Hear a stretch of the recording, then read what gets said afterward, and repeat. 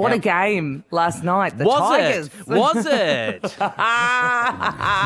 MG, over to you, brother. Well, look, that was unbelievable. And I want to find out if anyone at all disagrees with what we're about to say, because that was one of the worst decisions in my 45 years of being involved in rugby league. I still can't believe that that's the way we've become.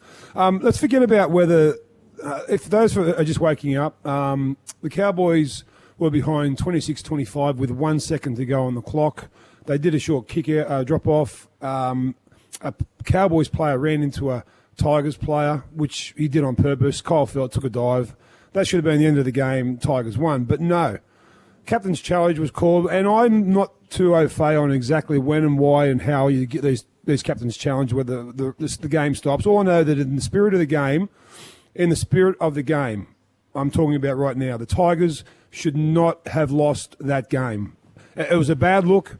The spirit of the game is broken if that's a victory to the Cowboys. When it went up to the bunker, okay, it said that a Kapoa for the Tigers had run off Kyle Felt. Now, Stevie Wonder can see that wasn't the case. He was on the wing, MG. Of course, he was running towards the ball, looking at the ball. I can't believe that's how you lose a rugby league game. I really can't. Ash Klein, look, I'm not going to dive into it because I know that people make mistakes. Well, they really do. I've never seen a rugby league team or player never make a mistake. So referees, touch judges, bunkers, they get it wrong. But man, that was wrong in so many ways.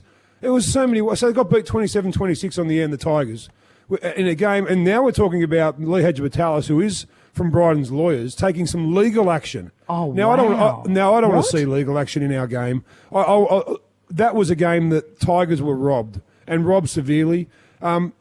James Graham on the commentary last night with Dan Ganane had this to say. Loved it. What are they challenging the full-time whistle? Siren went. Yes. They're challenging the fact that the full-time siren went. What are they challenging? Ball's still in play. There's no decision to challenge. It's just a tackle. Hang on, the bunker's talking to Chris Butler here. No, he's trying to see where to get it from, where the ball is from. Yeah, Talk to me, I can't hear. So now it's not a gimme because it's about 15 in for a touch. Val Holmes will have a shot to win the game. That is a robbery. There has been a balaclava, a sawed-off shotgun, and someone's gone up to Townsville and robbed the Tigers of 2 points down. That is a disgrace. Wow. Yeah, and the rugby league world echoed it. I'm a neutral in this game, but what I saw last night is a shocking indictment on our game when we can get something so right, so wrong.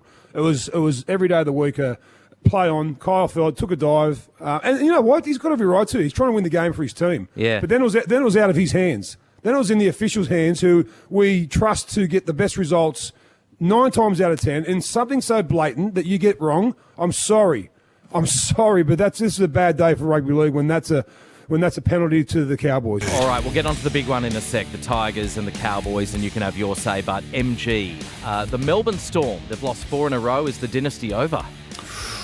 Oh, look, you can never say that when there's a bloke called Craig Bellamy as their coach, and we'll get to a little bit of audio in a sec from him, but they've lost 4 in a row.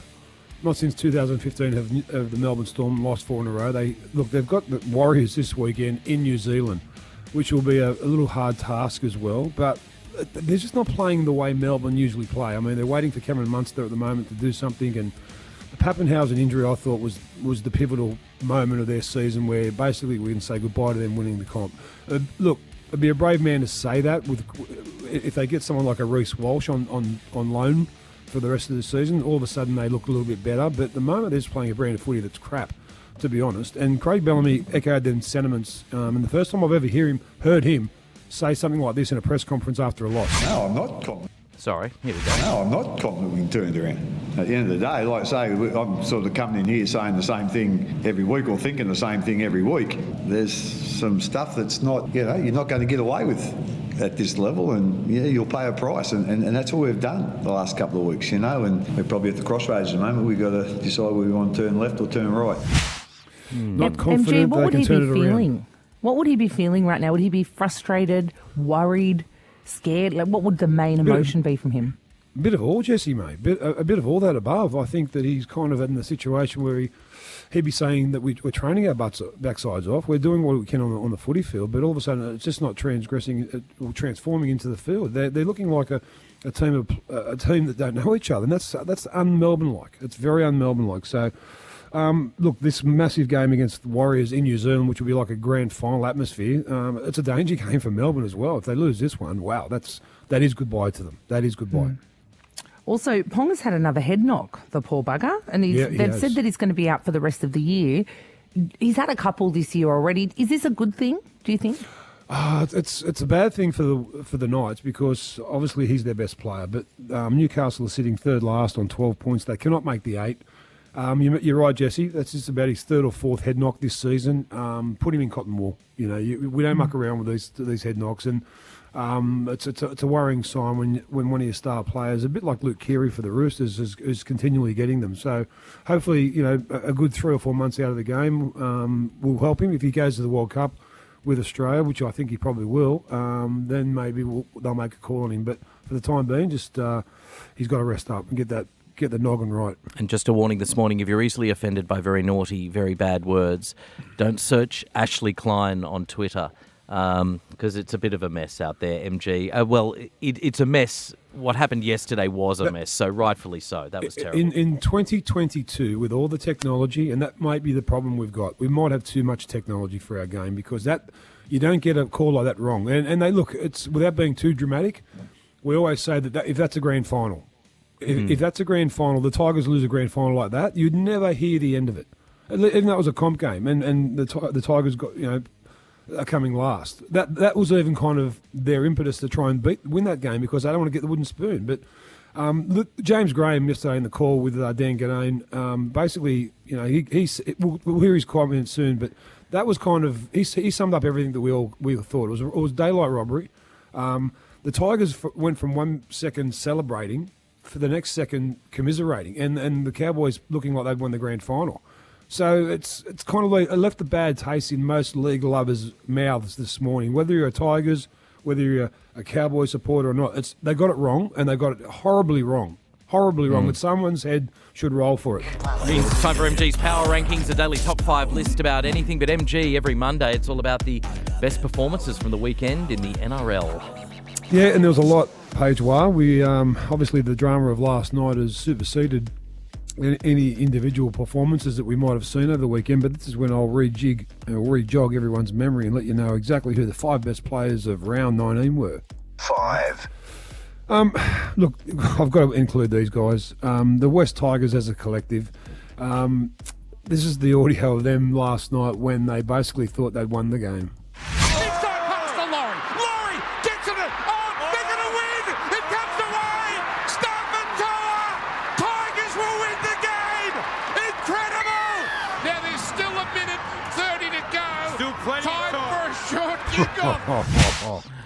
MG is a past player. Is there a positive that they can take out of this, that they bloody won? They just lost officially. Can they bounce back? Do they have the mental discipline?